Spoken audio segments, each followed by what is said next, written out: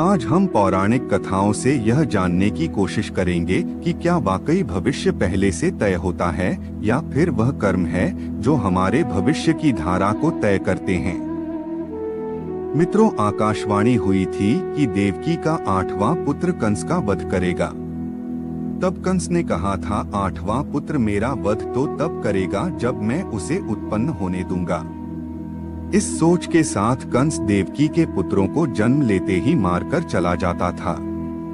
लेकिन जब देवकी के 8वें पुत्र की बारी आई तब विधि के विधान अनुसार उसने जन्म लिया और उसने अर्थात भगवान श्री कृष्ण ने कंस का वध भी किया। ऐसा इसलिए हुआ क्योंकि कंस का भविष्य पहले से ही निश्चित था। कंस की मृत्यु कैसे होगी और किसके हाथों होगी, उसके जन्म से पहले ही लिखा जा चुका था। यही नहीं बल्कि इस संसार में जन्म लेने वाले हर मनुष्य का भाग्य पहले से ही निश्चित होता है।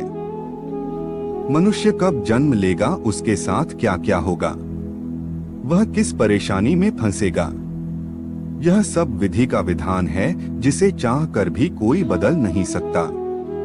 वैसे कंस के अलावा हिंदू धर्म के पौराणिक कथाओं और ग्रंथों में कई दूसरे लोगों का भाग्य पहले से लिखे होने के प्रमाण मिलते हैं। जैसे यह पहले से ही निर्धारित था कि भगवान राम, माता सीता और लक्ष्मण को वनवास पर जाना होगा, अर्थात इसके पीछे का उद्देश्य भगवान राम के हाथों रावण का वध होना था।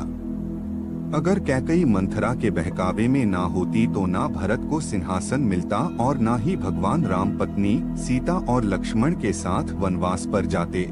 और आप ही सोचिए, अगर ऐसा नहीं हुआ होता तो भगवान राम के हाथों लंकापति रावण का वध कैसे हुआ होता। वैसे ही संसार में भगवान पहले ही सबका भविष्य लिख चुके हैं। हम सिर्फ इस नाटक के छोटे से पात्र हैं जिनका किसी ना किसी उद्देश्य से संसार में जन्म हुआ है। वैसे ये भी माना जाता है, आपकी किस्मत आपके कर्मों पर जरूर निर्भर करती है।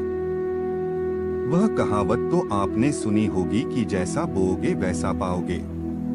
अगर आप अच्छे कर्म करते हैं तो आपके साथ अच्छा ही होता है, लेकिन अगर आपके अपने जीवन में हमेशा बुरा किया है तो आपकी किस्मत बुरी ही होगी। अर्थात आपका आने वाला भविष्य आपके कर्मों की तरह बुरा ही होगा, क्योंकि जिसने जिंदगी भर बबूल के पेड़ रूपी बुरे कर्म की है उसे आम रूपी अच्छे फल कैसे मिल सकते हैं। इसलिए हमारे शास्त्रों में हमेशा अच्छे कर्म करने की बात कही गई है, क्योंकि यह कर्म ही है जो हमें जन्म और मृत्यु के बाहर निकाल सकते हैं। वरना बुरे कर्म करने वाले लोगों को भगवान के चरणों में भी स्थान नहीं मिलता है। यही नहीं, तुलसीदास जी ने अपनी एक चौपाई में लिखा है कि कर्म ही प्रधान है। जिस तरह की कर्म करता है उसे वैसा ही फल मिलता है। पांडु पुत्र अर्जुन के हाथों कर्ण का वध हुआ था।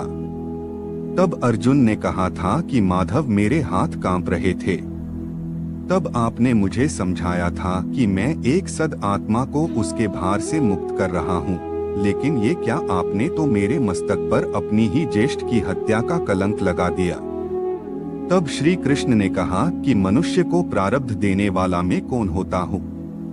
मनुष्य को उसका प्रारब्ध उसके कर्म देते हैं। बीच में स्वास्थ्य मीठे फल लगेंगे या उसे सूख जाना है, इसका चयन तो वह स्वयं करता है अपनी धारा पर चलकर।